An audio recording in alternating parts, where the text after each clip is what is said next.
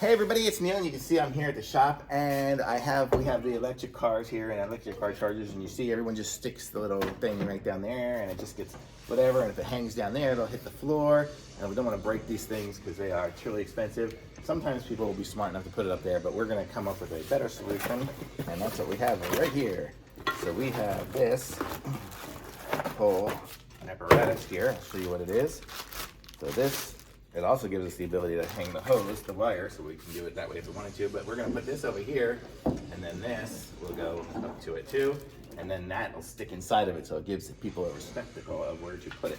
So let's go ahead and get this thing screwed in. I don't have to use any of the anchors because I'm going right into wood, so thankfully it'll be easy to install here. So let's get my screws.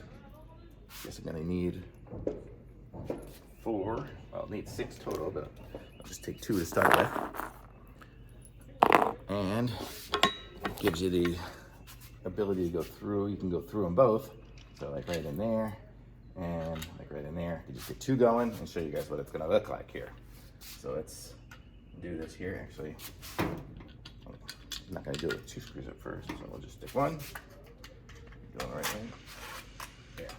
So we'll just say right here maybe. And we will go. I don't know, can you see what I'm doing? Maybe.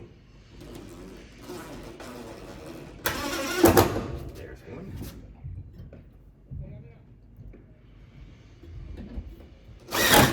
And there's the second.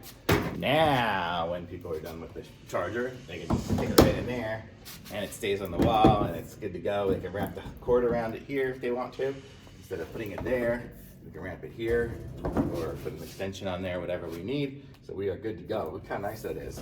So totally awesome. Thumbs up from me. We definitely needed this here so we don't break our little ends on it. So thumbs up.